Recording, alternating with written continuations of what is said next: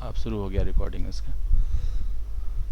तो किसी भी प्रोग्रामिंग लैंग्वेज में प्रोग्रामिंग सीखने के लिए जो है ना, जो बेसिक जो स्टेप है वो सबसे पहला है कि वो उसका आउटपुट स्टेटमेंट, कि क्या उसका आउटपुट स्टेटमेंट है, कैसे मतलब मैसेज को प्रिंट करना है। और फिर उसके बाद हम लोग ये सीखते हैं कि इनपुट कैसे लेंगे किसी वेरिएबल वगैरह में। तो इनपुट लेने के लिए भी सी लैंग्वेज में जो है ना बहुत सारा पॉसिबिलिटी है, कई सारा फंक्शन है। मोस्टली है कि जितने तरह का प्रिंटफ का वेरिएशन है ना, उतने तरह का स्कैनएफ का वेरिएशन है। तो हर के कॉरस्पॉन्डिंग है। जैसे एफ प्रिंटफ है तो एफ स्कैनएफ है, एस प्रिंटफ है तो एस स्कैनएफ है, सी प्रिंटफ है तो सी स्कैनएफ है, फिर सिंपल प्रिंटफ है तो सिंपल स्कैनएफ है। बस थोड़ा सा ये डिफरेंस है, मतलब प्रिंटफ और स्कैनएफ नाम का जो फंक्शन है दोनों ऑलमोस्ट सेम ही है, दोनों का जो फॉर्मेट है। एक ही केवल डिफरेंस है, वो डिफरेंस ये है कि प्रिंटफ में वेरिएबल का नाम पास करना पड़ता है उसके वैल्यू को डिस्प्ले करने के लिए, लेकिन स्कैनएफ में उसका एड्रेस पास करना पड़ता है। बस इतना ही अंतर है। बाकी जो फॉर्मेटिंग है वो फॉर्मेटिंग बिल्कुल सही है, सेम ही है वो। इसको यहाँ पे हम लिख के दिखाते हैं। The main function for input in C language is scanf.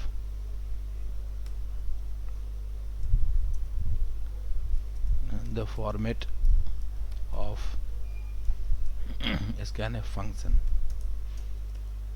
is same as the format of printf function. The only one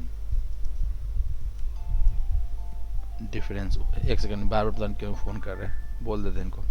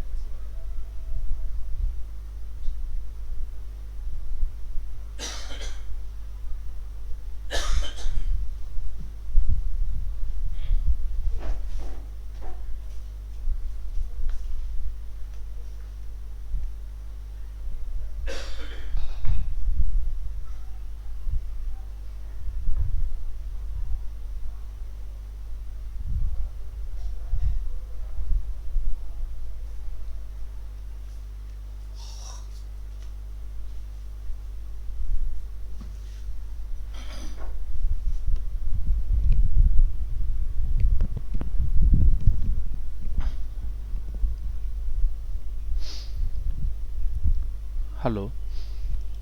तो यही बता रहे थे कि दोनों फंक्शन जो है ना, उसका दोनों का फॉर्मेट सेम ही है। केवल एक ही डिफरेंस है कि स्कैनएफ वाले केस में क्या करना है कि वेरिएबल का एड्रेस पास करना है, और प्रिंटफ वाले केस में उसका नाम पास करना है। वो यहाँ लिख रहे हैं कि the only difference is that in case of printf function we need to pass the name of the variable, while in case of scanf function we need to pass the address of the variable. अब किसी variable का address कैसे पास करेंगे, तो उसके लिए एक operator है जिसको बोलते हैं एम्परसेंड। उस ऑपरेटर को अगर लगा देंगे वेरिएबल के नाम के पहले, तो वो उसके एड्रेस को रिप्रेजेंट करता है ना। In order to find the address of a variable we need to use the operator whose name is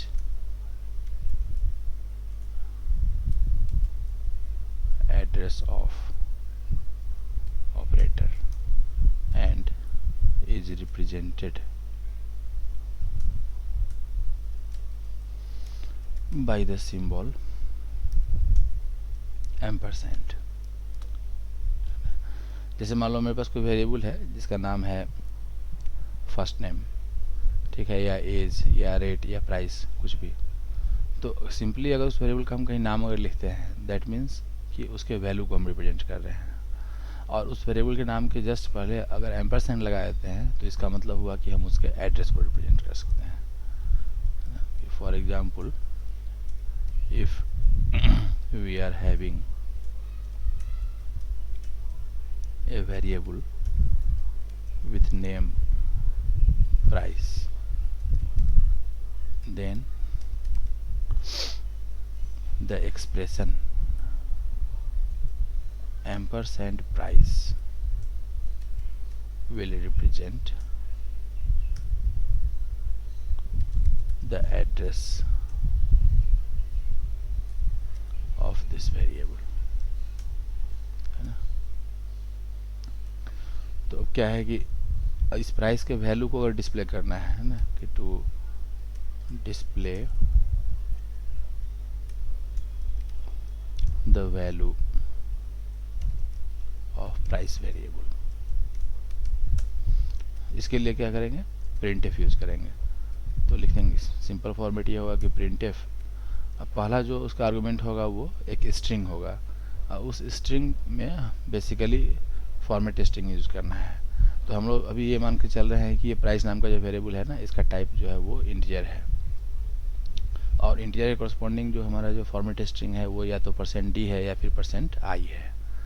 तो दोनों में इसको यूज़ कर सकते हैं। जनरली हर बुक में %d ही यूज़ किया जाता है, इसलिए %d ही लिख लेते हैं, %d और फिर कॉमा। तो ये हमारा हो गया फर्स्ट आर्गूमेंट, यहाँ से लेकर के यहाँ तक, और फिर कॉमा दे करके, और फिर एक स्पेस दे भी सकते हैं, नहीं भी दे सकते हैं, वो अपने ऊपर डिपेंड करता है। लेकिन स्पेस देने से थोड़ा सा क्या होता है कि सेपरेशन आ जाता है, लगता है कि चलिए सेकंड आर्गूमेंट हम पास कर रहे हैं। तो सेकंड आर्गूमेंट में क्या करेंगे, वेरिएबल का नाम दे देंगे यहाँ पे कि प्राइस। ये जो स्टेटमेंट है ना, ये क्या करेगा कि प्राइस नाम का जो वेरिएबल है उसके वैल्यू को प्रिंट करेगा। अब इसी प्राइस नाम के वेरिएबल में अगर हम प्रिंट नहीं करना है जबकि यूजर्स इनपुट लेना है, तो उसके लिए कैसे कर लिखना है कि to read the value of price from user से अगर हम इनपुट लेना चाहते हैं, तो जहाँ प्रिंटफ है वहाँ स्कैनफ करना है फर्स्ट, और उसके बाद पहला आर्गूमेंट जैसे यहाँ पे है सेम वही यहाँ भी रहेगा कि %d या %i, दोनों में से कोई भी। सेकेंड आर्गूमेंट में जो है यहाँ फिर हमको क्या करना है कि वेरिएबल का नाम लिखना है, लेकिन वेरिएबल के नाम के पहले एम्परसेंड लगा देना है। बस यही एक अंतर है कि एम्परसेंड प्राइस। ऐसा इसलिए है कि ये इस फंक्शन का रिक्वायरमेंट है कि स्कैनफ नाम का फंक्शन जो है ना, वो वेरिएबल के एड्रेस पे काम करता है। अच्छा, ऐसा भी कुछ नहीं है कि हम इस पर एम्परसेंड को प्रिंटफ में नहीं लगा सकते हैं। हम अगर चाहे तो प्रिंटफ में भी उसको यूज़ कर सकते हैं। तो वहाँ क्या होगा ना कि उस केस में वो प्राइस नाम के वेरिएबल का जो एड्रेस है उस एड्रेस को प्रिंट कर देगा। तो जनरली हमारा इंटेंशन ये नहीं होता है कि हम उसका क्या एड्रेस है उसको जानें, वेरिएबल के वैल्यू को जानना मेन इंटेंशन होता है। इसलिए नॉर्मली हम लोग एम्परसेंड यूज़ नहीं कर सकते हैं प्रिंटफ के साथ, लेकिन अगर चाहें तो कर भी सकते हैं, वो हमारे ऊपर डिपेंड करता है।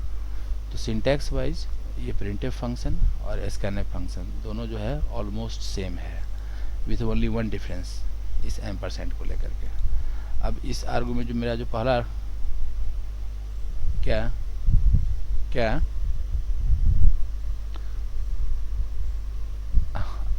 हाँ हाँ, छोटा वाला ए है और कुछ नहीं है, वो छोटा वाला ए है ना। स्मॉल ए जो है ना उसी को एम्परसेंड बोलते हैं। तो ये असल में एक ऑपरेटर है, जैसे प्लस एक ऑपरेटर है, माइनस एक ऑपरेटर है, इक्वल टू एक ऑपरेटर है, उस तरीके से एम्परसेंड भी जो है ना एक ऑपरेटर है। इस ऑपरेटर का नाम है एड्रेस ऑफ, हम यहाँ पे लिखे भी कहीं पे हैं भी, है ना। इसका नाम है एड्रेस ऑफ, ये वाला। तो ये क्या करता है कि जिस वेरिएबल के नाम के ऊपर इसको लगाया जाता है उसका एड्रेस ये रिप्रेजेंट करता है, बस ये इतना ही काम इसका है। तो बाकी सब कुछ सिस्टम जो है ना वही है ना। तो यहाँ लिखते हैं एक लाइन और भी इसमें कि it is not that the ampersand operator can not be used with printf function, है ना। ऐसा कुछ नहीं है, माइंड में ये सेट करके नहीं चलना है कि एम्परसेंड को केवल स्कैनफ के साथ यूज़ करना है। एम्परसेंड को हम printf के साथ भी यूज़ कर सकते हैं।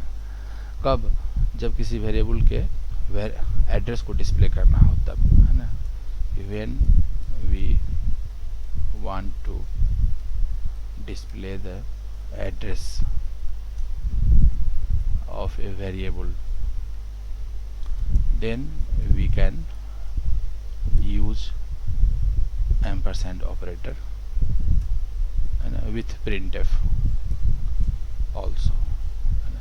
लेकिन अब उस केस में एक चीज़ ध्यान रखना है कि किसी भी वेरिएबल का जो एड्रेस होता है ना वो क्या है कि वो अनसाइंड इंटीजर होता है। तो अनसाइंड इंटीजर जैसे ये जो %d है ये वाला, ये साइंड इंटीजर के लिए है। अनसाइंड इंटीजर के लिए जो है ना वो %u होता है। तो नेचुरली है कि किसी वेरिएबल के एड्रेस को अगर डिस्प्ले करना है तो वहाँ पे %u यूज़ करना चाहिए, %d यूज़ नहीं करना चाहिए। Since the address of a variable is an unsigned integer and so while displaying the value no, not the value, the address of a variable, and we should use %u as the format string, है ना। जैसे अगर हम यहाँ लिखते हैं कि printf and %u comma ampersand and then price, ऐसा कुछ। तो इस केस में क्या होगा कि ये प्राइस नाम का जो वेरिएबल है उसके एड्रेस को प्रिंट करेगा।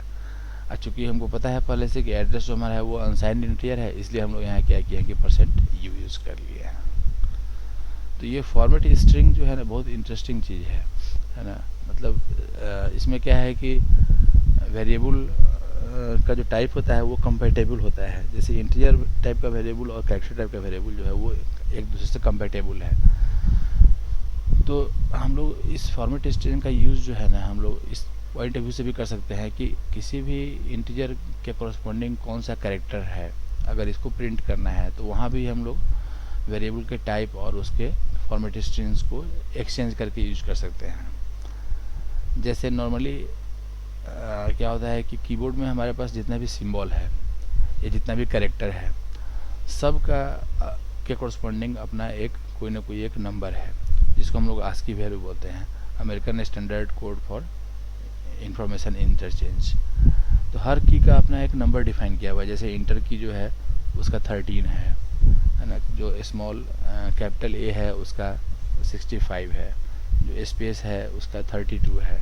तो हर जितना भी की इसमें है जो कीबोर्ड में दिख रहा है सबके कॉरस्पॉन्डिंग कोई ना कोई नंबर है।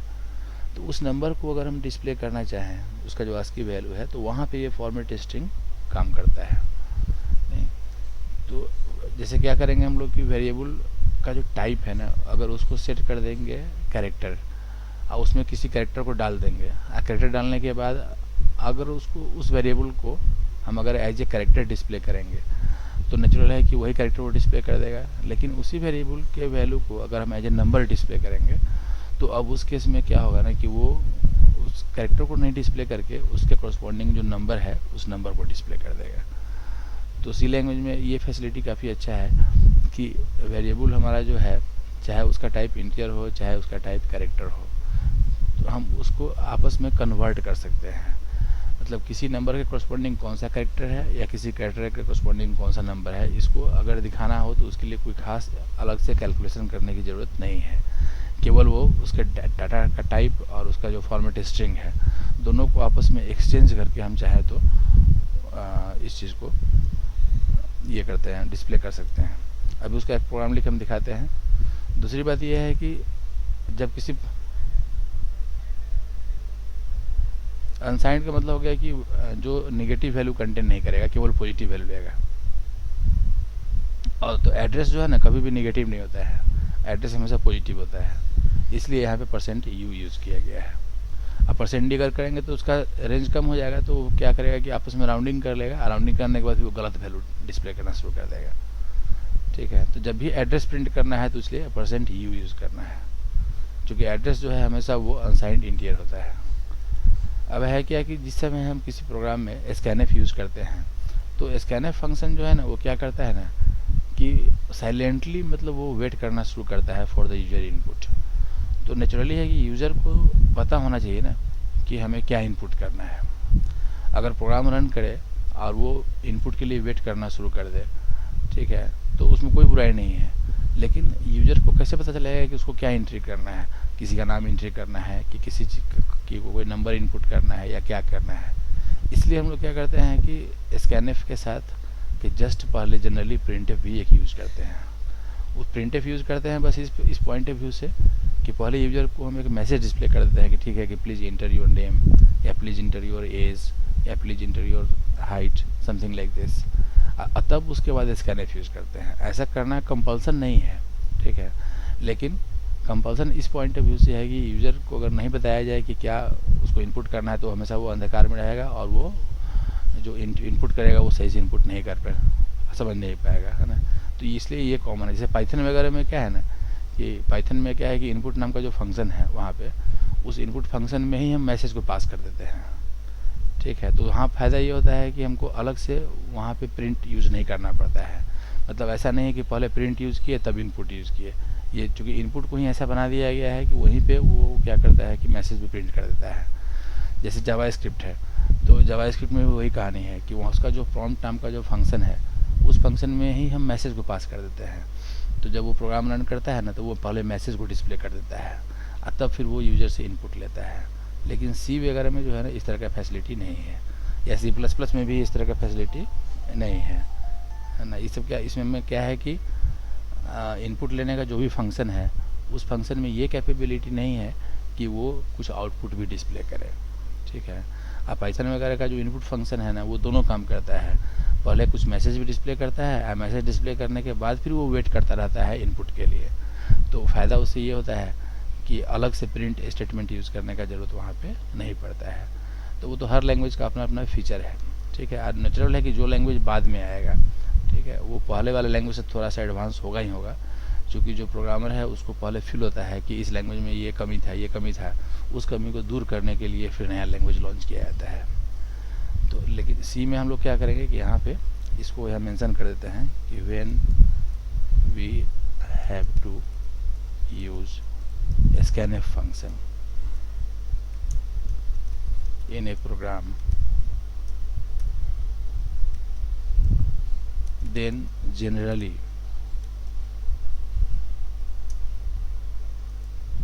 we also use a printf function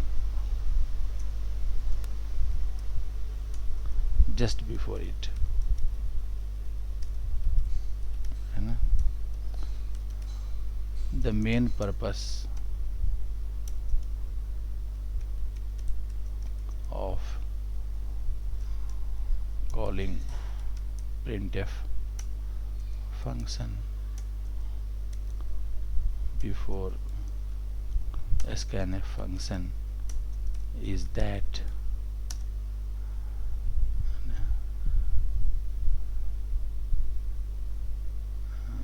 we can that some message should be displayed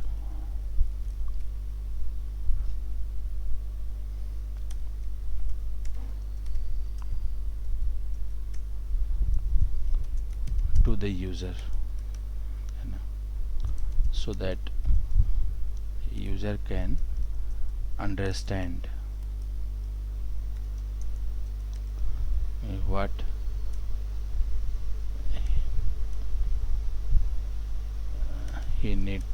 he has to input, क्या उसको इनपुट करना है ना, इस चीज़ को वो समझ सके। इसलिए जनरली हम लोग स्कैनफ के पहले जो है प्रिंटफ को यूज़ कर लेते हैं। एक छोटा सा प्रोग्राम लिख के भी दिखाते हैं इसी फोल्डर में। लास्ट क्लास का जो प्रोग्राम था उसमें तो सिंपल एक वेलकम था, इसमें केवल ये मैसेज था। एज वाले में क्या है, एज वाले में ही जो है ना चेंज कर लेते हैं। जैसे यहाँ पे हमारे जो वेरिएबल है उसका नाम है एज, और यहाँ हम लोग भी क्या किए हैं कि एज का जो वैल्यू फिक्स कर दिए हैं 15। अब ये करना है कि इसको 15 फिक्स नहीं करना है, 15 के बदले क्या करना है कि पूछना है यूजर से कि प्लीज़ इंटर योर एज, और तब जितना वो लिखेगा उसके बाद उसको ये मैसेज डिस्प्ले करना है कि यू आर इतना ईयर्स ओल्ड। तो अभी हम लोग क्या करेंगे, इसको कमेंट कर लेंगे, है ना। कमेंट करने के बाद यहाँ पे पहले एक मैसेज देंगे। तो मैसेज देना कंपलसरी नहीं है, जैसे हम सिंपली ऐसा भी कर सकते हैं कि स्कैनफ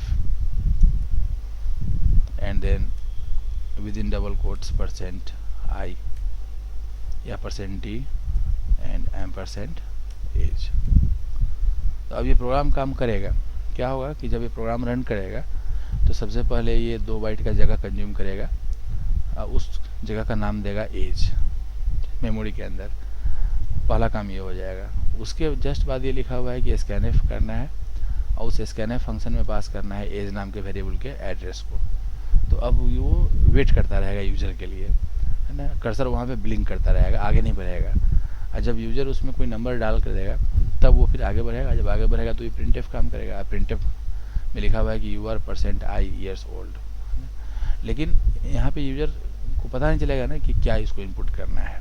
जैसे अभी इसको रन कराते हैं, एक बार टर्मिनल खोलते हैं, टर्मिनल से काम आसानी से हो जाएगा।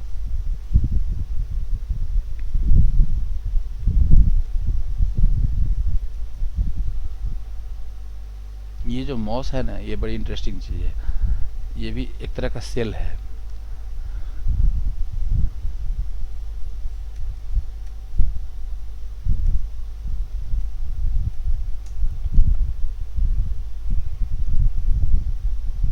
आगे टर्मिनल, अब यहाँ पे पब्लिक अंडरस्कोर HTML में गए,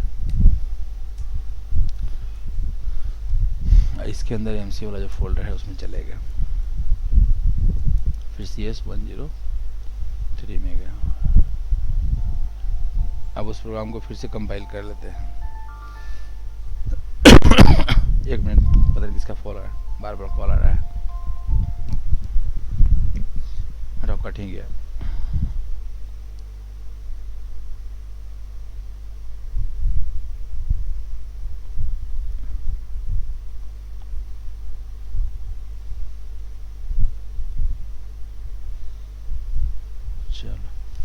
तो फाइल का जो नाम हमारा है वो ace.c है। उस ace.c को पहले कंपाइल कर लेना होगा। तो gcc ace.c -o ace.x, ये सबसे आसान सिंटैक्स है। मतलब इसमें क्या होता है कि हम एक ही बार में जो है ना फाइल को कंपाइल करके लिंक कर लेते हैं और अपने हिसाब से जो exe फाइल है उसका नाम भी दे देते हैं। ये कमांड हो गया gcc, ये हमारा सोर्स फाइल का नाम हो गया, ठीक है। तो जैसे कोई भी कमांड हम पास करते हैं ना, तो हर कमांड को पास करने के बाद 2 पॉसिबिलिटी होता है कि हम चाहे तो उसके पास कुछ आर्गुमेंट पास कर सकते हैं या वहाँ पे कुछ ऑप्शन भी पास कर सकते हैं। जैसे लिनक्स वगैरह में क्या होता है कि ये सबसे पहला जो है वो कमांड का नाम है, उसके बाद अगर हम कुछ लिखते हैं तो जनरली वो उसका क्या होता है कि आर्गुमेंट होता है, लेकिन उस आर्गुमेंट के पहले अगर हाइफन लगा हुआ है, ठीक है, इसका मतलब है कि वो एक ऑप्शन है। तो ये वाला जो पार्ट है ना, ये हमारा ऑप्शन है, और ये वाला पार्ट हमारा जो है ये आर्गुमेंट है, ठीक है। और ये भी नहीं है कि इसका सीक्वेंस ऐसा ही होना चाहिए। हम ऐसा भी लिख सकते हैं कि GCC minus O S dot X, उसके बाद फिर एस डॉट सी। वो समझ जाएगा कि माइनस ओ के बाद जो लिखा हुआ है ना वो उसका ऑप्शन है, अब बिना माइनस ओ का जो लिखा हुआ है वो उसके लिए आर्गुमेंट है। ऑप्शन जो होता है वो हमेशा ऑप्शनल होता है ना। तो ऑप्शनल होने का मतलब क्या हो गया कि ऑप्शन हम पास कर भी सकते हैं और ऑप्शन हम पास नहीं भी कर सकते हैं। ऑप्शन पास अगर नहीं करेंगे तब भी वो काम करेगा, लेकिन उसका जो डिफ़ॉल्ट जो नेचर होगा उस डिफ़ॉल्ट नेचर पर काम करेगा। जैसे यूनिक्स वगैरह या लिनक्स वगैरह में क्या होता है कि एक्सी फाइल का नाम अगर हम नहीं देते हैं अगर, तो बाय डिफ़ॉल्ट जो एक्सी फाइल का नाम बनता है ना उसका नाम कर देगा ए डॉट आउट, है ना।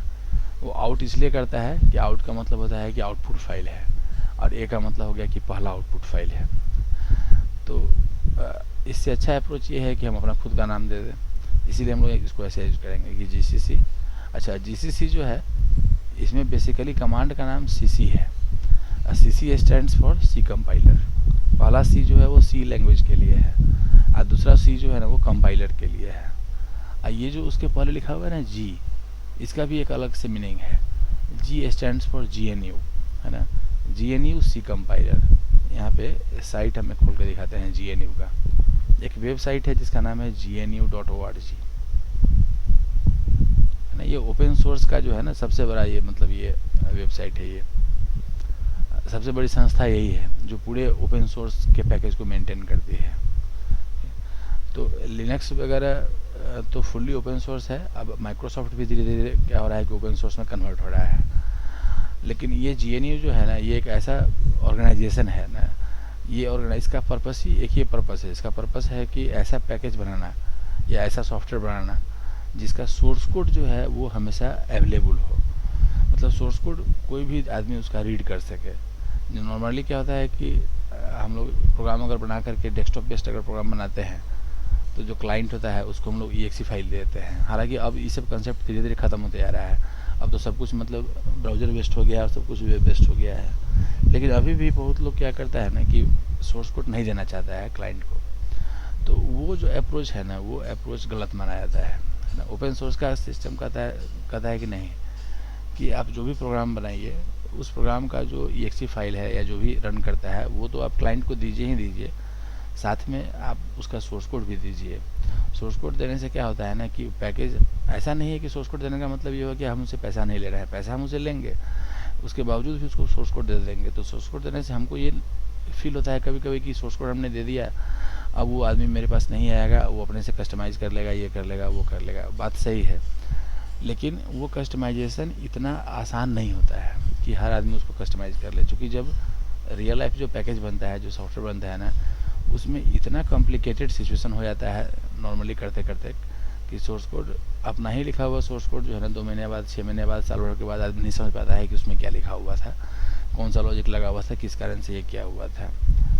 तो सोर्स कोड देने से ऐसा नहीं है कि वो आदमी बिल्कुल हमसे हट जाएगा। नेचुरल है कि क्लाइंट अगर हमारे सॉफ्टवेयर से अगर खुश रहेगा उसके परफॉर्मेंस से, तो फर्दर जो भी कस्टमाइजेशन करना होगा वो कस्टमाइजेशन के लिए वो हमारे ही पास आएगा। इसलिए वो आएगा कि वो समझता है इस बात को कि जिसने इस पैकेज को बनाया है उसके पास ज़्यादा नॉलेज है, ज़्यादा वो जानता है, उसका पूरा इन आउट जानता है। और किसी थर्ड पर्सन को अगर वो कंसल्ट करेगा तो नेचुरल है कि पहले वो उसका पूरा सोर्स कोड पढ़ेगा, समझेगा, लॉजिक समझेगा, तब फिर वो उसमें कुछ चेंज कर पाएगा। तो सोर्स कोड अवेलेबल होने के बाद भी जो चेंज है वो चेंज इतना आसानी से नहीं हो पाएगा, और वो ज़्यादा कॉस्टली अफेयर है और ज़्यादा टाइम टेकिंग अफेयर है ना। इसलिए क्लाइंट भी जो है ना, हम लोग भी जैसे जो फ्रीलांसिंग के तौर पे काम करते हैं तो हर आदमी को सोर्स कोड दे देते हैं, फिर भी वो आदमी हमारे पास हमेशा आता रहता है कि अब इसमें ये चेंज करना है, अब इसमें ये फीचर लगाना है, अब इसमें ये फीचर लगाना है। तो चूँकि वो जानता है कि जिसने इस पैकेज को बनाया है ना उसको ज़्यादा इसके बारे में नॉलेज है, तो वो आदमी फास्ट काम करेगा प्लस कम पैसे में काम कर देगा। ये चीज़ है। तो ये कंसेप्ट जो है ना ये माइक्रोसॉफ्ट का कंसेप्ट नहीं है। माइक्रोसॉफ्ट में क्लोज इन्वायरमेंट में काम करता है, तो क्लोज इन्वायरमेंट में काम करना सही नहीं होता है। वो हमेशा मतलब कि वो गलत अप्रोच है। ओपन इन्वायरमेंट में काम करने में क्या होता है ना कि बहुत सारे बेनिफिट होता है। जैसे मान लो कि कोई पैकेज हम बनाते हैं और ओपनली अगर उसको हम अवेलेबल कर देते हैं हर आदमी के लिए, तो सबसे बड़ा बेनिफिट उसमें क्या होता है कि पूरे वर्ल्ड का जो पब्लिक है ना वो हमारा टेस्टर हो जाता है।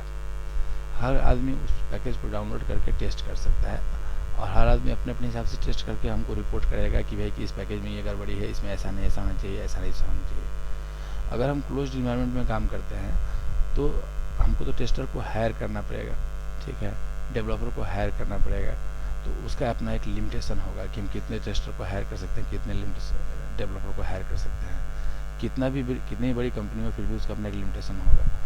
तो क्लोज्ड वाले में क्या होगा कि जो सॉफ्टवेयर बनेगा ना, उस सॉफ्टवेयर जब ओपन मार्केट में जाएगा, ठीक है, उसके पहले का जो टेस्टिंग होगा वो टेस्टिंग उतना रिगरस नहीं हो पाएगा जितना ओपन सोर्स वाला होगा। यही कारण है कि जो लिनक्स ऑपरेटिंग सिस्टम है ना, ये बहुत सबसे बाद में आया पूरे वर्ल्ड में, और लेकिन सब आज के डेट में वो छा गया पूरे, मतलब हर ऑपरेटिंग सिस्टम के ऊपर ये आ गया। इवन सर्वर साइड जितना भी सर्वर हमारा है, मैक्सिमम सर्वर वो लिनक्स बेस्ड है। और सबसे बड़ा एग्जांपल एंड्रॉयड का है कि ये एंड्रॉयड ऑपरेटिंग सिस्टम जो है उसका जो कोर है, वो जो उसका जो कर्नल है वो लिनक्स ही है। क्योंकि जिस समय लिनक्स लॉन्च हुआ था उस समय विंडोज़ था, मैक था, ठीक है ना, दुनिया भर का यूनिक्स था, सब कुछ था, लेकिन हर का जितना भी ऑपरेटिंग सिस्टम था ना, हर ऑपरेटिंग सिस्टम क्लोज था उस समय। एक स्टूडेंट ऐसा निकला जो कि ग्रेजुएशन का स्टूडेंट है, जैसे अपने यहाँ BCA होता है ना, उस तरीके से एक पोलैंड का स्टूडेंट था जिसका नाम था लाइनस टॉरवेल्डो। उसको अपना जब कोर्स करना था, प्रोजेक्ट करना था ग्रेजुएशन लेवल का, तब उसके माइंड में आया कि क्यों नहीं अपना एक हम ऑपरेटिंग सिस्टम ही बना लें। तो पढ़ाई का एक लेवल है, वो लोग का लेवल ये है, हम लोग का लेवल ये है कि हम लोग MCA करने के बाद भी ऑपरेटिंग सिस्टम को केवल यूज करना सीख पाते हैं कि हाउ टू यूज इट। और वहाँ पे ग्रेजुएशन लेवल का जो स्टूडेंट है ना, वो उसका लेवल ये है कि वो ग्रेजुएशन में ही वो ऑपरेटिंग सिस्टम बनाने के बारे में सोच लेता है कि ऑपरेटिंग सिस्टम कैसे बनाया जाता है, ठीक है। तो एक राइटर है ना, जिसका बहुत फेमस राइटर है, उसका नेटवर्किंग का बुक आता है, नाम उसका हमको याद नहीं आ रहा है ना, उसी USA का राइटर है। उसी ने क्या किया था कि अपना एक छोटा सा ऑपरेटिंग सिस्टम बनाया था स्टूडेंट्स को पढ़ाने के लिए, जिसका नाम दिया था मिनिक्स। तो ये जो लाइनस टॉरवेल्डो था ना, उसने क्या किया कि उस मिनिक्स ऑपरेटिंग सिस्टम को डाउनलोड कर लिया और उसके सोर्स कोड को उसने पढ़ना शुरू किया। सोर्स कोड को पढ़ के और उसी मिनिक्स को का नाम दे दिया लिनक्स, ठीक है। और तब उस लिनक्स को उसने क्या किया कि 2001 की ये बात है, इंटरनेट पे डाल दिया और उसको ओपन कर दिया कि चलिए कोई भी आदमी इसको डाउनलोड करके इसको टेस्ट कर सकता है। ये चीज़ धीरे धीरे मतलब क्या हो गया कि उसके पहले जो डेवलपर था ना, हर डेवलपर सोचता था कि पता नहीं ऑपरेटिंग सिस्टम कैसे बनता है। वो जो लिनक्स ऑपरेटिंग सिस्टम जो ओपन कर दिया, तो डेवलपर्स के बीच में एक तरह का रिवोल्यूशन हो गया। जो आदमी ऑपरेटिंग सिस्टम के इंटरनल्स को जानना चाहता था ना, हर के लिए वो एक बहुत बड़ा एक्साइटमेंट हो गया। हर कोई उसको डाउनलोड करना शुरू किया, अपने हिसाब से कस्टमाइज़ करना शुरू किया, पढ़ना शुरू किया। थोड़ा समय लगा, 2 साल 4 साल 5 साल समय लगा, लेकिन धीरे धीरे वो चीज़ इतना पॉपुलर हो गया कि बाद में बड़ी बड़ी कंपनी उसको टेक ओवर करना शुरू कर दिए। रेड हैट नाम की कंपनी आ गई, है ना। जो यूनिक्स ऑपरेटिंग सिस्टम था, कैल्डेरा वगैरह, वो सब भी यूनिक्स के साथ साथ लिनक्स लॉन्च करना शुरू कर दिया। और ये इतना बड़ा ये जो ऑर्गेनाइजेशन है GNU, ठीक है ना, ये ऑर्गेनाइजेशन काफ़ी पुराना है। ये 1986 का ऑर्गेनाइजेशन है, मतलब लिनक्स से पहले का ऑर्गेनाइजेशन है। तो इसका जो मेन आदमी है ना, उसका नाम था, वो आदमी अभी है भी शायद, RMS उसका शॉर्ट में नाम है, रिचार्ड M स्टॉलमैन करके नाम है। तो इसके माइंड में दूसरा कंसेप्ट था। इसके माइंड में कंसेप्ट था कि दुनिया में कोई पैकेज बने तो उसका सोर्स ओपन हो। तो यूनिक्स से पहले, लिनक्स से पहले जो भी ऑपरेटिंग सिस्टम था सब क्लोज था। तो ये क्या करता था कि केवल एप्लीकेशन सॉफ्टवेयर बना करके उसका सोर्स कोड ओपन करता था। लेकिन जब लिनक्स आया ना, तब इसको भी एक बहुत बड़ा अपॉर्चुनिटी मिल गया। ये क्या किया कि ऑलरेडी पहले से ओपन सोर्स में था है, इसको ऑपरेटिंग सिस्टम का भी सोर्स मिल गया। तो तब बाद में क्या हो गया ना कि GNU, जो लिनक्स जो वर्ड है वो 2 वर्ड में कंबाइन हो गया, उसका नाम हो गया GNU/लिनक्स। उसमें GNU जो है वो ये वाला ऑर्गेनाइजेशन है और लिनक्स जो है दूसरा ऑर्गेनाइजेशन है, ठीक है। दोनों मिल करके आपस में कंबाइंड हो गया, इस तरीके से चीज़ हो गया। तो ये जो हम लोग G जो यहाँ पे यूज़ करते हैं लिनक्स में, किसी भी कमांड में G जो लगाते हैं, ये G स्टैंड्स फॉर GNU। जैसे इसका तो मैनुअल अगर देखोगे ना यहाँ पे, इसमें एक मैन कमांड है, मैन और GCC है ना, यहाँ दिखाता है ना GNU प्रोजेक्ट C++ कंपाइलर। तो बेसिकली ये है लिनक्स का पैकेज, लेकिन ये पैकेज जो है GNU से इंस्पायर्ड है, इसीलिए जो ओरिजिनल कमांड था यूनिक्स में उसका नाम था CC, लेकिन लिनक्स में जो कमांड बना उसका नाम हो गया GCC। हालांकि CC कमांड भी यहाँ पे काम करता है, ऐसा नहीं कि CC कमांड काम नहीं करेगा, सिंपली अगर CC लिखेंगे तभी काम कर गया। लिखा ना कि CC fatal error, no input file, मतलब ये कह रहा है कि ठीक है कि कमांड तो हमने यूज़ किया, लेकिन ये कमांड जो है ना ये फाइल एक्सपेक्ट करता है कि किस फाइल को कंपाइल करना है। तो CC stands for C compiler. अब वही चीज़ हम GCC लिखेंगे तभी वही चीज़ आएगा कि GCC फैटल एरर। तो ये GCC कुछ नहीं है, ये बेसिकली एक लिंक है जो इसको पॉइंट करता है, ठीक है। GCC जस्ट एक लिंक है, जो कि अल्टीमेटली कमांड हमारा CC ही है। लेकिन लिनक्स में है कि हर कमांड के पहले G वर्ड लगा रहता है जनरली, तो वो G stands for GNU। Hello, हाँ कुछ पूछना है क्या? आ रहा है, समझ में आ रहा है? अच्छा, तो ये GNU, ओ हाँ, नहीं हाँ, इन्वर्टर को बंद करते हैं चार्जिंग। अब ठीक हुआ, अब सही हो गया। वो जैसे बैटरी इन्वर्टर पे जब जाता है ना तब उसका आवाज़ चेंज हो जाता है उसका।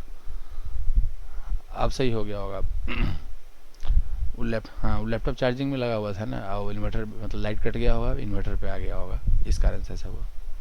तो ये GNU जो है ना, ये अपने आप में एक बहुत बड़ा चीज़ है ये, ठीक है ना।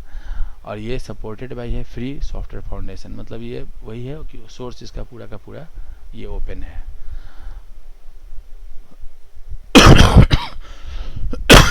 हाँ, मॉस भी असल में क्या है, वो असल में एक पैकेज है, ये मॉस जो है, ये पैकेज है मॉस, ये मोबाइल सेल है। मॉस जो है ना वो बेसिकली मोबाइल सेल है, वो है ना। सेल मतलब टर्मिनल, जो हम लोग काम करते हैं ना, तो टर्मिनल को सेल भी बोलते हैं लिनक्स में, ठीक है। तो ये एक नया वर्जन है सेल का, जिसका नाम है मोबाइल सेल। ये रिसेंटली लॉन्च हुआ है। ये इसका सबसे खासियत ये है कि बेसिकली इसको बनाया गया मोबाइल के लिए, लेकिन ये है अवेलेबल सबके लिए। यहाँ लिखा हुआ है कि moss is free software available for GNU Linux. सबसे पहला नाम GNU का आता है, ठीक है ना। BSD, Mac operating system, Solaris, Android, Chrome and iOS। ये क्रोम जो है, ये वाला जो क्रोम है ना, ये ब्राउज़र नहीं है। ये जो क्रोम है ये ब्राउज़र नहीं है, क्रोम ऑपरेटिंग सिस्टम है, ठीक है। क्रोम का एक ब्राउज़र भी आता है, क्रोम का एक OS भी आता है, ठीक है। तो ये क्रोम OS है। नहीं, बहुत सारा क्रोम बुक आता है आजकल। लैपटॉप जो सर्च करने जाओगे तो तुमको नेट पे तुमको मिलेगा, क्रोम बुक मिलेगा, है ना, लैपटॉप की जगह पे। वो जो क्रोम बुक है ना, उसमें क्रोम ऑपरेटिंग सिस्टम ही रहता है, क्या कहते हैं, CS क्रोम OS, या क्रोम बुक लिखो इसको। हर कंपनी का आता है क्रोम बुक, है ना। लेनोवो का है, RDP का है, डेल का है, डेल का भी क्रोम बुक है, सस्ता आता है ना।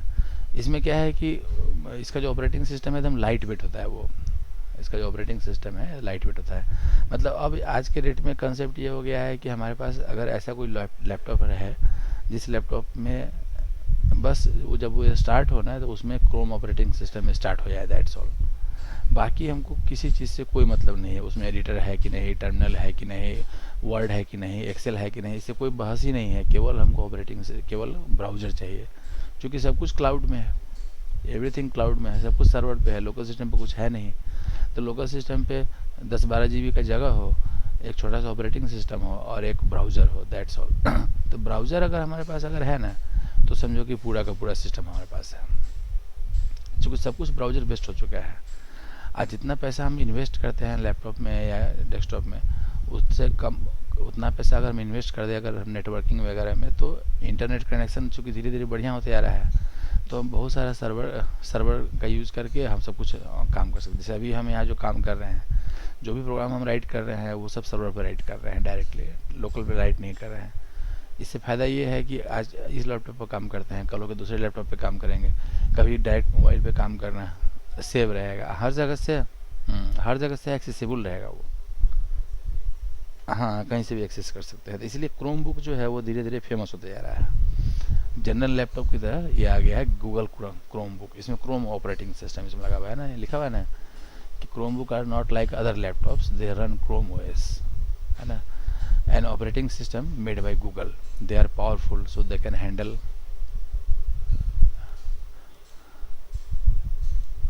नहीं नहीं, इसका हाँ, ये नहीं चक्कर इसमें लगा हुआ है जैसे कैसे मैक का सिस्टम है तो वो अपना फिक्स किए हुए, उस तरह से क्रोमबुक भी अपना फिक्स किए हुए है कि क्रोमबुक जो आएगा उसी में ये इंस्टॉल होगा। ठीक है, इस तरीके से। हाँ, मैंने गूगल का अपना जो ऐप है वो क्रोम ओएस का, वो सारा का सारा ऐप उस पर चलेगा। वो नॉर्मल जो ऑपरेटिंग सिस्टम है वो उस पर नहीं चलता है। हाँ हाँ हाँ, वो रहता ही है, सब रहता ही है। सैमसंग का भी आता है, लेनोवो का भी है, सबका है ना। हाँ हाँ हाँ। नहीं नहीं, मॉस अलग चीज़ है, टेनी फाइल मैनेजर अलग चीज़ है। टेनी फाइल मैनेजर जो है बेसिकली वो पीएचपी का प्रोग्राम है। ठीक है, ये बेसिकली जैसे यहाँ पे तो लिखा हुआ है ना कि इसके अंदर इंडेक्स डॉट पी लिखा हुआ है, बेसिकली ये पीएचपी का प्रोग्राम है। ठीक है ना, ये फाइल मैनेजर है जो कि पीएचपी में लिखा हुआ है। अब मॉस जो है ना वो टर्मिनल है।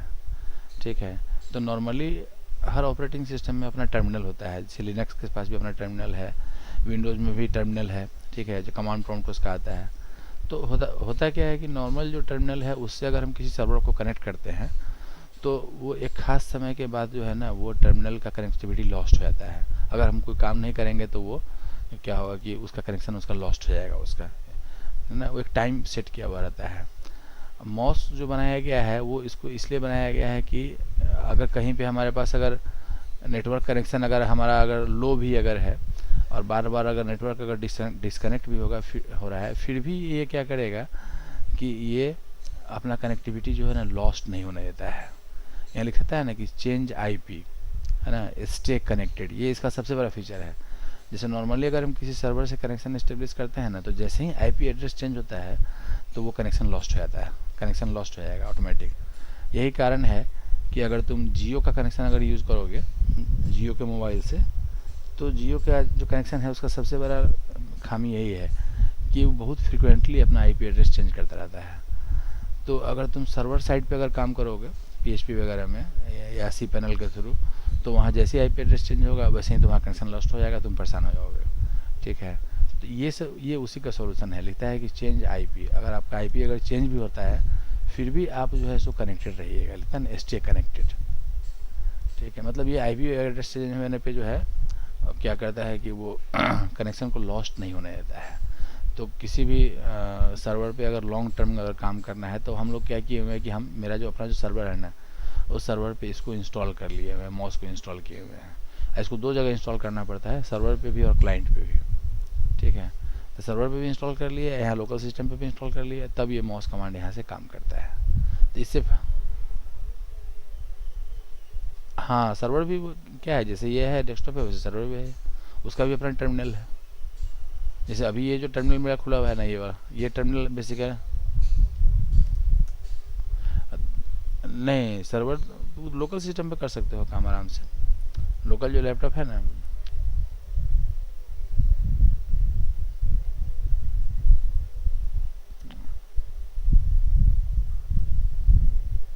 नहीं, तो टिनी फाइल मैनेजर असल में वो पीएचपी का पैकेज है, वो तब काम करेगा कि जब तुम्हारा जो लैपटॉप है ना उस पर पीएचपी रन कर रहा होगा। ठीक है, पहले उसे पीएचपी इंस्टॉल करना होगा, उसको रन करना होगा, तब जाके वो टिनी फाइल मैनेजर वहाँ पे काम कर पाएगा। अगर लोकल सिस्टम पे उसको यूज़ करना है अगर इसको टिनी फाइल मैनेजर को अगर, तो पहले वहाँ पे पहले पीएचपी का पैकेज पहले वहाँ पे रन करना पड़ेगा। जैसे विंडोज़ में अगर काम कर रहे होगे ना अगर, तो विंडोज़ में पहले तुमको पीएचपी पहले इंस्टॉल कर लेना होगा वैम्प के थ्रू, जैम्प के थ्रू। हाँ, अगर तुमको सर्वर पे काम करना है तो लोकल सिस्टम पे पीएचपी की ज़रूरत नहीं है, सर्वर पे पीएचपी होना चाहिए।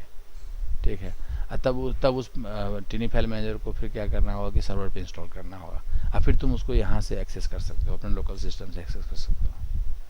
या फिर चाहो तो सर्वर अगर नहीं है तो जो तुम्हारा लोकल जो लैपटॉप है ना उस पर तुम वैम पे जैम पे इंस्टॉल कर लो, और फिर उसमें टिनी फाइल मैनेजर इंस्टॉल कर लो, और तब उसका फिर ये जो इस तरह का जो एडिटर है ये तुम्हारे पास आ जाएगा, है ना, ये भी पॉसिबिलिटी है। तो हम लोग क्या कर रहे थे कि प्रोग्राम को हाँ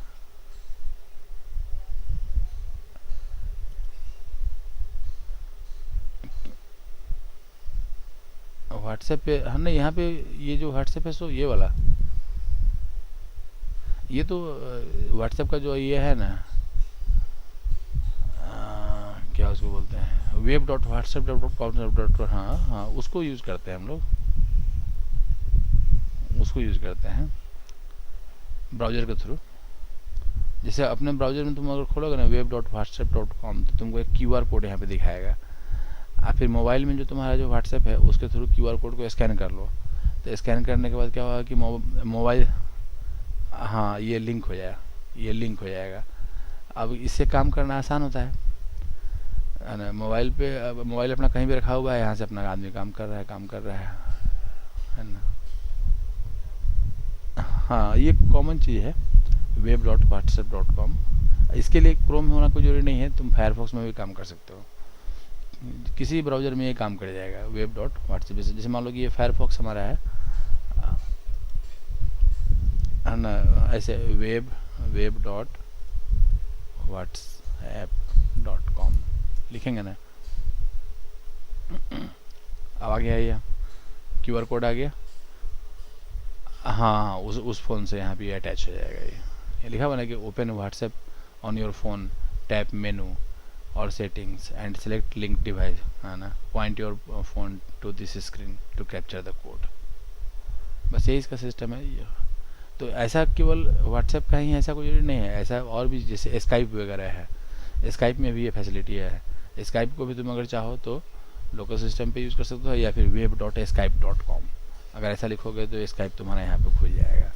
या फिर जैसे मान लो डिस्कॉर्ड वगैरह अगर यूज़ करते हो तो डिस्कॉर्ड को भी तुम चाहो तो डिस्कॉर्ड को भी या तो मोबाइल पे यूज़ कर लो या फिर सिस्टम पे यूज़ कर लो, क्योंकि डिस्कॉर्ड भी काफ़ी कॉमन है वो कम्युनिकेशन करने के लिए।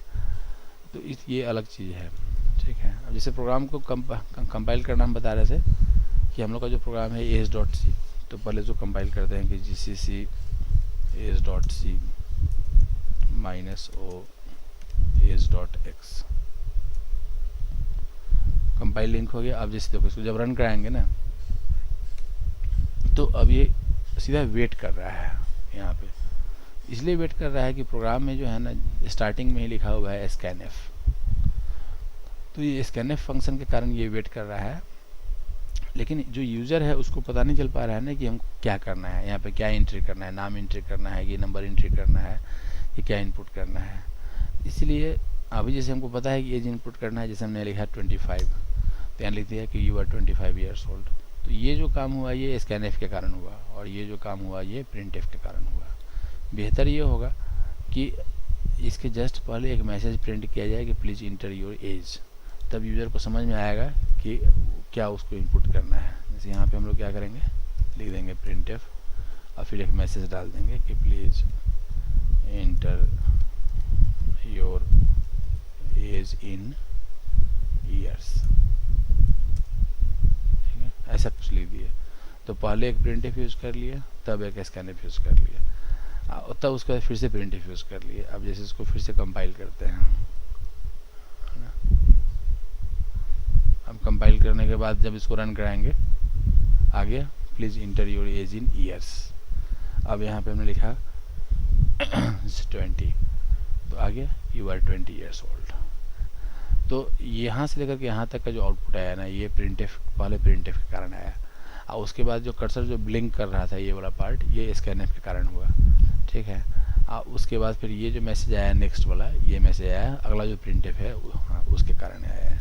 तो ये एक कॉमन अप्रोच है कि जहाँ कहीं भी scanf यूज़ करना है उसके जस्ट पहले printf यूज़ करना है। हालांकि ऐसा कुछ नहीं है, बहुत सारा सिचुएशन ऐसा भी होता है जहाँ पे scanf के पहले printf यूज़ करने का ज़रूरत नहीं पड़ता है। जैसे मैट्रिक्स वगैरह का इनपुट हम लेते हैं तो मैट्रिक्स वगैरह में क्या होता है ना कि उसका एक साइज होता है, जैसे 4/3 का मैट्रिक्स है, ठीक है। तो 4/3 का मैट्रिक्स है, इसका मतलब हो गया कि 4 रो होगा 3 कॉलम होगा। तो पहले एक छोटा सा मैसेज दे देंगे कि इंटर ए मैट्रिक्स ऑफ 4/3, ठीक है। तो अब उसमें टोटल 12 एलिमेंट है, 12 बार इनपुट करना है। तो ऐसा कुछ नहीं है कि 12 बार हम printf करके लिखेंगे उसको कि प्लीज़ इंटर एलिमेंट एट 00 फिर 01 फिर 02 फिर 03 ऐसा कुछ नहीं लिखेंगे, ठीक है। सिंपल एक मैसेज प्रिंट करके तब स्कैनएफ को लूप में लगा लेते हैं वहाँ पे।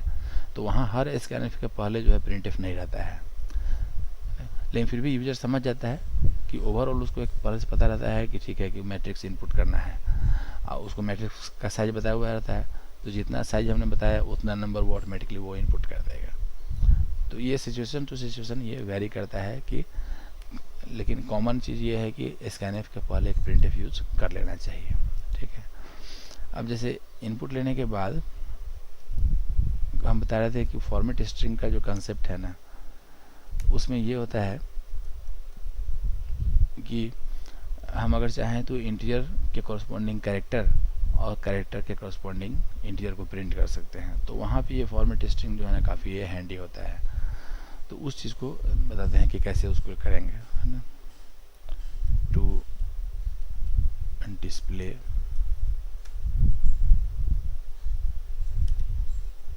the value of to display the ASCII value of a character। ASCII value जो है इसका फुल फॉर्म यहाँ हम लिख देते हैं, American standard code for information interchange, ये इसका फुल फॉर्म है ना। तो जितना भी हमारे पास कैरेक्टर है, जो भी सिंबल हम कीबोर्ड में देखते हैं, सबके कॉरस्पॉन्डिंग कोई ना कोई एक नंबर है, तो वो नंबर जो है उसका आस्की वैल्यू कहलाता है। तो कैसे उसको हम कर सकते हैं, we can make use of concept of data type and format string to display number corresponding to a character or to display character corresponding to a number। दोनों काम कर सकते हैं, है ना। जैसे एक छोटा सा प्रोग्राम बना के यहाँ दिखाते हैं, कुछ नहीं करना है। जैसे टाइप, अगर वेरिएबल का टाइप अगर हमारा कैरेक्टर है और उसके लिए फॉर्मेट स्ट्रिंग अगर हम कैरेक्टर ही यूज़ करते हैं, तो नेचुरल है कि वो कैरेक्टर को एज ए कैरेक्टर प्रिंट कर देगा। लेकिन वेरिएबल का टाइप अगर कैरेक्टर है और डिस्प्ले करते समय हम क्या कर रहे हैं कि फॉर्मेट स्ट्रिंग यूज़ करते हैं नंबर वाला, इंटीजर वाला, तो नेचुरल है कि वो उस कैरेक्टर के कॉरस्पॉन्डिंग जो नंबर है उसको प्रिंट कर देगा। सेम केस होगा इंटीजर के साथ कि वेरिएबल का टाइप अगर हमारा इंटीजर है और उसको अगर हम प्रिंट करते हैं एज ए इंटीजर, तो ठीक है, नंबर को एज ए नंबर प्रिंट कर लेगा वो। लेकिन वेरिएबल का टाइप हमारा अगर इंटीजर है और हम उसको प्रिंट करते हैं एज ए कैरेक्टर, तो क्या होगा कि उस कैरेक्टर के कॉरस्पॉन्डिंग, उस नंबर के कॉरस्पॉन्डिंग जो कैरेक्टर है ना, उसको वो प्रिंट कर देगा। जैसे यहाँ पे एक दूसरा फाइल क्रिएट करते हैं,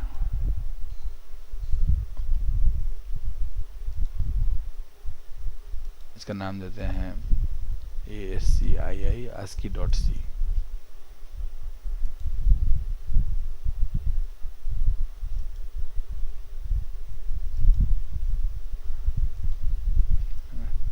has include stdio.h int main। अब दोनों एग्जाम्पल इसी में ले लेंगे। तो नेचुरल है कि दो तरह का वेरिएबल डिफाइन करना पड़ेगा। एक वेरिएबल डिफाइन करेंगे कैरेक्टर टाइप का और एक वेरिएबल डिफाइन करेंगे इंटीजर टाइप का। जैसे कैरेक्टर टाइप का एक वेरिएबल डिफाइन कर लिया ch और इंटीजर टाइप का हमने एक वेरिएबल डिफाइन कर लिया ASCII या फिर कोड, कुछ भी नाम देना है। तो ch stands for character and code stands for code, उसका जो न्यूमेरिक कोड है उसके लिए। अब फर्स्ट पॉसिबिलिटी लेते हैं। जैसे मान लो क्या हुआ कि ch में यहाँ हमने डाल दिया एक कैरेक्टर कैपिटल A, तो हमको पता है कि ये ch नाम का जो वेरिएबल है ना, इसका टाइप कैरेक्टर है सिंपल। इसको अगर हम एज ए कैरेक्टर ही प्रिंट करेंगे तब तो ये सिंपली ए प्रिंट कर देगा। जैसे प्रिंट एफ, अब यहाँ लिखते हैं कि C H equal to %c/n। एक मिनट, मैसेज आ रहा है किसी का, लगता है ऐसे ही। तो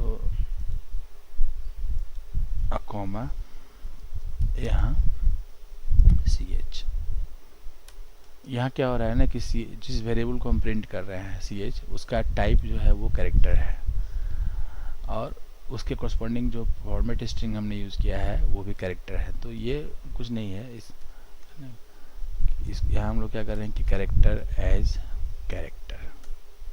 तो नेचुरल है कि ये स्मॉल ए कैपिटल ए जो है प्रिंट कर देगा।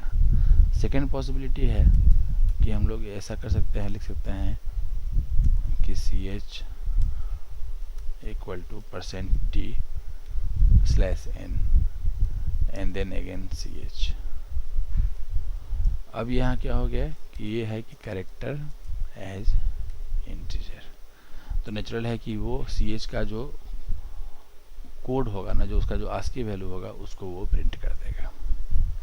ठीक है, अब दूसरा एग्जांपल लेते हैं। जैसे हमारे पास कोड है, अब कोड में हमने लिखा है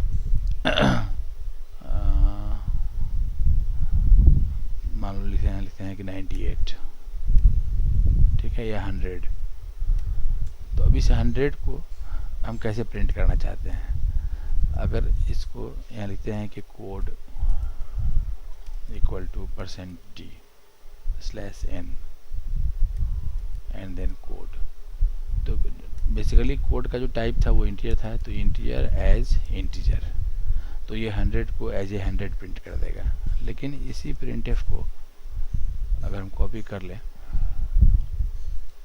और यहाँ पेस्ट कर दें, अब क्या करते हैं कि सी को डी को सी कर लिए, अब ये इंटीजर एज जो है कैरेक्टर हो जाएगा। तो इसमें क्या होगा कि अब ये उस कैरेक्टर को प्रिंट करेगा जिसका कोड 100 है, और लास्ट में रिटर्न 0 कर लेते हैं। अब इसको रन कराते हैं, इस फाइल को ASCII.c को। तो gcc ASCII.c-o ASCII.x, ये .x लगाना कोई जरूरी नहीं है ना। विंडोज वगैरह में होता है कि वहाँ exe एक्सटेंशन होना चाहिए, यहाँ पे एक्सटेंशन का कंसेप्ट नहीं होता है। यहाँ पे है कि file name is simply file name, लेकिन एक सिस्टम चला हुआ है कि उसका एक्सटेंशन हम .x भी कर सकते हैं या कुछ भी कर सकते हैं, अपने सुविधा के लिए वो। और जब उसको रन कराना है तो ASCII.x को रन करा लेंगे।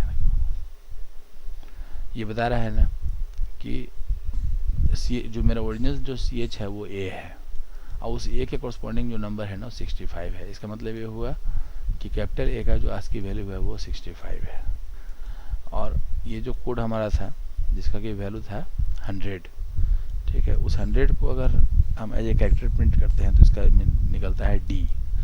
इसका मतलब ये हो गया कि स्मॉल d जो है उसका जो ASCII वैल्यू है वो 100 है।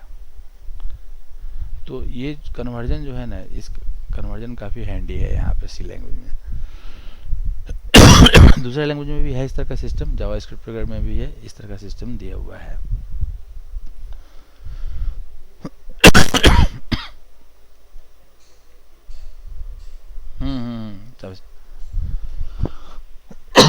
हम लूप लगा सकते हैं, लूप लगा करके सारे कैरेक्टर्स के वैल्यू को प्रिंट कर सकते हैं। 1 मिनट।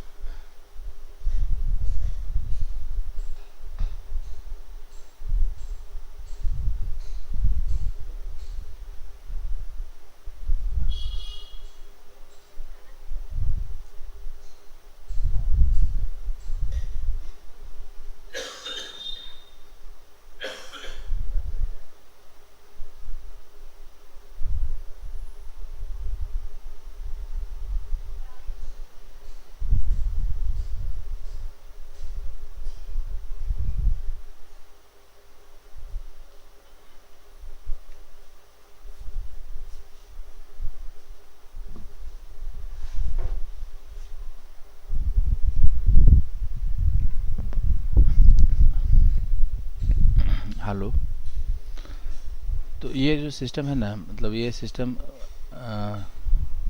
हम लोग इसमें क्या कर रहे हैं, मतलब वेरिएबल डिफाइन करते हैं और जैसे उसका मतलब टाइप चेंज करते हैं, टाइप उसका कुछ और है और उसका फॉर्मेट स्ट्रिंग कुछ और ले लिए, तो नेचुरल है कि उसके कोरस्पॉन्डिंग वो नंबर या उसके कोरस्पॉन्डिंग जो वैल्यू कैरेक्टर उसको डिस्प्ले कर देता है।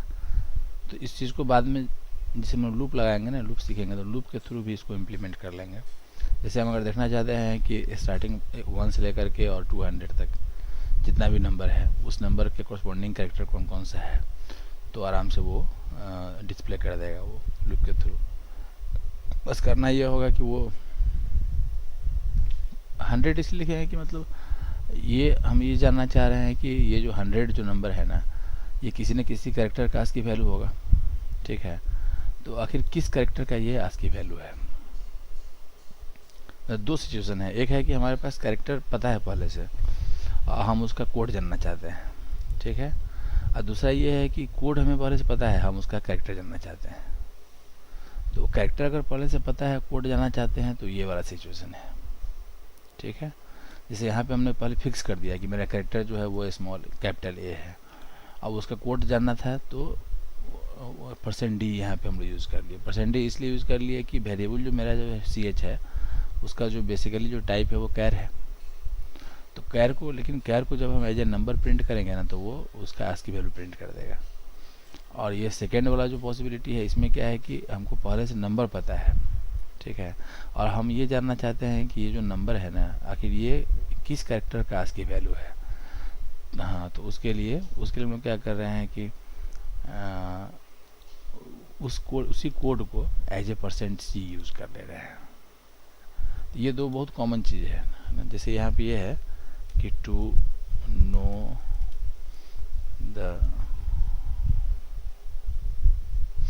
ASCII value of a character, तो इसमें काम ये करना है कि define a variable of character type, है ना, assign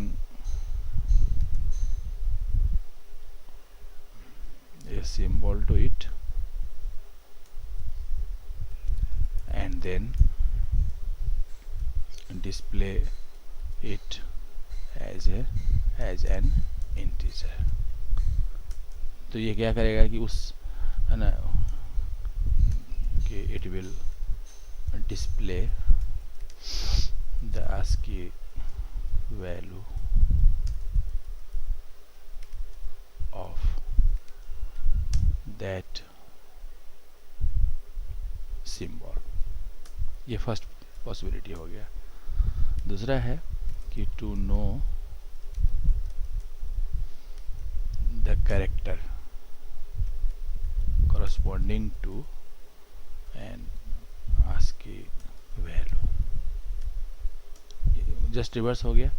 इसमें काम ये करना है कि define a variable of integer type,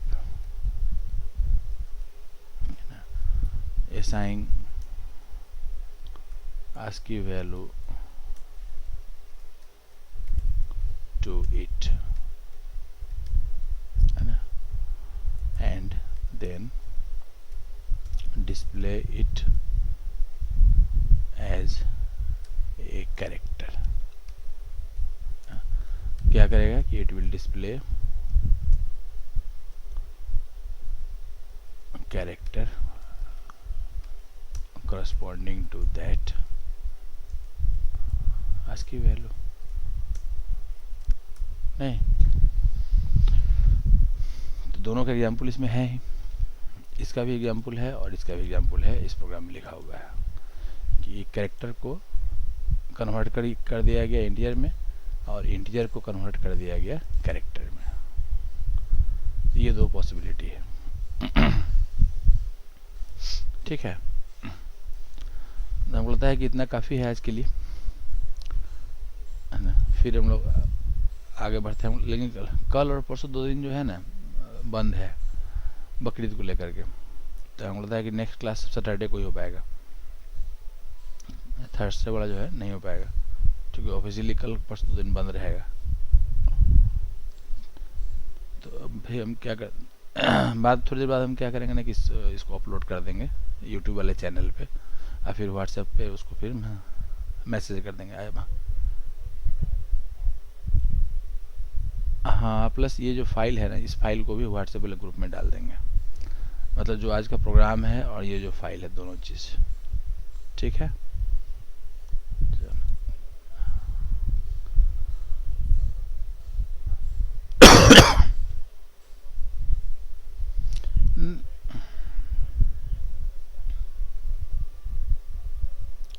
हमने, हाँ तो है क्या कि जैसे नॉर्मली सर्वर मिलता है फ्री में, लेकिन जो होस्टिंग कंपनी जो देती है ना फ्री में जो सर्वर देती है उस पर, लेकिन टर्मिनल का फैसिलिटी वो नहीं देती है। झंझट ये है,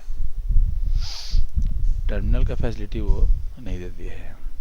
ऐसे हम सर्च कर नहीं, तो असल में ये सब वर्चुअल मतलब प्राइवेट सर्वर टाइप का चीज़ है, ये सब कॉस्टली होता है थोड़ा सा, है ना। जैसे भी VPS, जैसे एक होता है, एक टर्म होता है VPS, एक होता है, बताते हैं यहाँ पे, गूगल में जाना, सस्ता भी हो जाएगा, तुमको मिल जाएगा।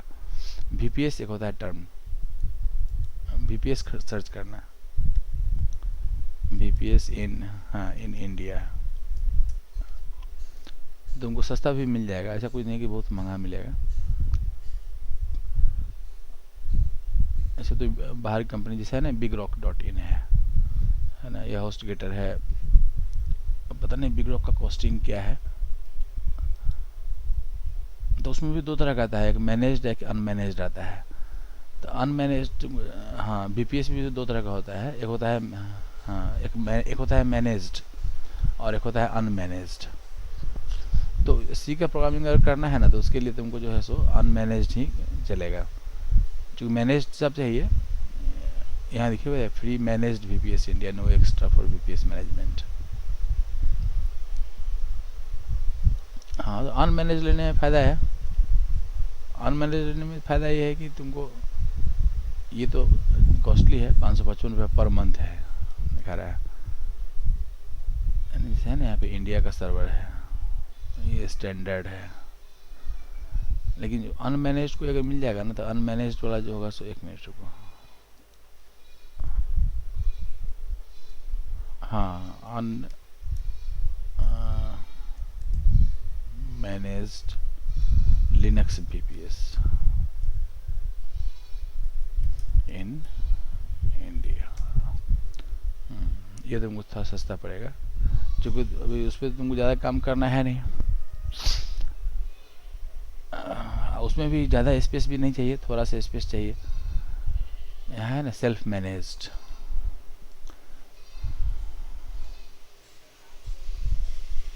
हाँ तो हम लोग जो परचेज किए हैं वो यहाँ की कंपनी नहीं है, सब बाहरी कंपनी सब है। हम लोग को ज़्यादा जगह चाहिए होता है ना, हम लोग को जो है ज़्यादा जगह चाहिए होता है, तो उतना जगह ले क्या करोगे, सस्ता वाला जो है उसको लेगा। VPS असल में थोड़ा कॉस्टली पड़ता है, इसलिए कि सर्वर ही ना देता है पूरा का पूरा वो।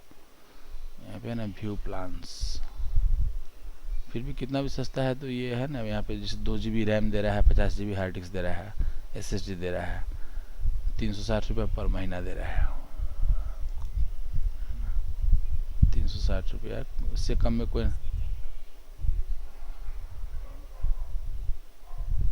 हाँ हाँ हाँ, ये है, उससे कम में हमको लगता है कि नहीं हो पा रहा है।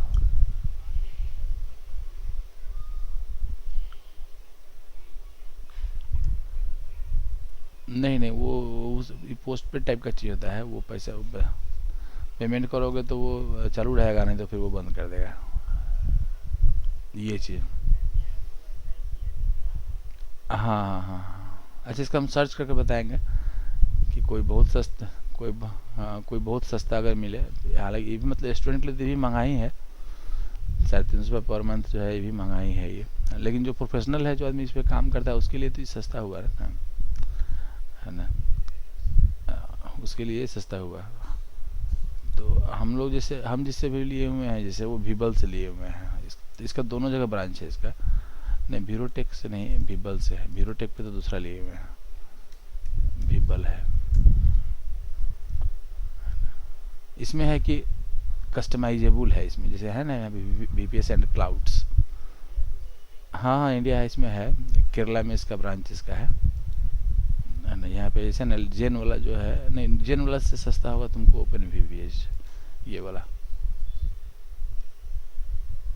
हाँ, सबसे सस्ता इसका ये है, 120 रुपया पर मंथ।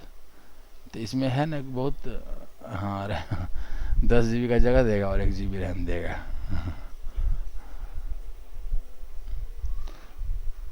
हाँ हाँ हाँ, हर मंथ इतना पैसा लेगा ये, 120 रुपये हर मंथ। हाँ हाँ, लेकिन अगला महीना अभी जब पे नहीं करोगे तो फिर ख़त्म हो जाएगा वो।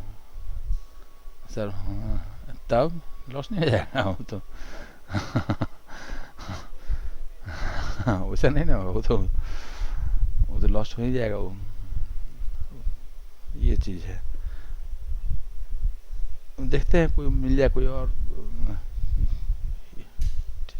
तो ये VPS थोड़ा सा होता है कॉस्टली, है ना, क्योंकि ये प्राइवेट सर्वर होता है ना, ये असल में ये प्राइवेट सर्वर होता है।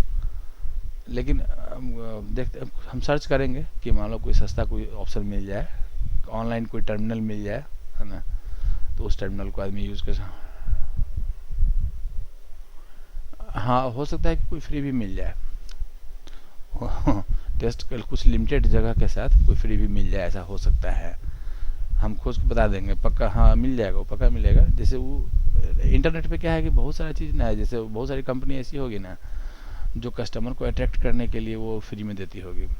10 GB 20 GB तुमको फ्री में दे देगा ट्रायल के लिए, ठीक है, क्योंकि उसको पता है कि यही आदमी जब कल होकर के जब प्रोफेशनल में कन्वर्ट हो जाएगा ना, तो फिर ये मेरा कस्टमर हो जाएगा। ये मार्केटिंग पॉलिसी है ना।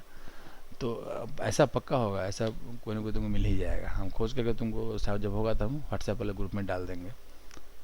हाँ, या फिर नेक्स्ट क्लास में बता देंगे कि कैसे करना है, क्योंकि नहीं होने का पॉसिबिलिटी नहीं है। क्योंकि हम एक बार दो बार देखे हुए हैं कि एक दो वेबसाइट ऐसा है जो कि क्या करता है कि पूरा का पूरा ऑपरेटिंग सिस्टम ही ऑनलाइन दे देता है। हालांकि उसमें कंडीशन लगा कर रखता है वो कि उस ऑपरेटिंग सिस्टम को तुम एक बार में आधा घंटे से ज़्यादा तक यूज़ नहीं कर सकते हो, मतलब हर आधा घंटे के बाद फिर तुमको उसको रिबूट करना पड़ेगा, इस तरह कुछ कंडीशन लगाया जाता है, ठीक है। लेकिन है कि आधा घंटा तुम उसको रन करा कर देख सकते हो, आधे घंटे के लिए ब्राउज़र में ही पूरा का पूरा ऑपरेटिंग सिस्टम आ जाएगा कंप्लीट, ये चीज़ है। तो टर्मिनल भी मिल जाएगा, क्यों नहीं मिलेगा। अब वही है कि टर्मिनल में जहाँ फ्री होगा वहाँ पे कुछ कंडीशन लगा हुआ होगा, जहाँ पे पेड होगा वहाँ कंडीशन नहीं लगा हुआ होगा, अंतर इतना ही का है। तो खोजते हैं, हम खोज के बता देंगे उसको, है ना। तब टर्मिनल पे अपना आराम से काम करना, लोकल मतलब रिमोट सिस्टम पे काम करना। उसके बाद तो लोकल सिस्टम से पे डिपेंडेंसी नहीं रहेगा उसके बाद फिर, ठीक है। चलिए।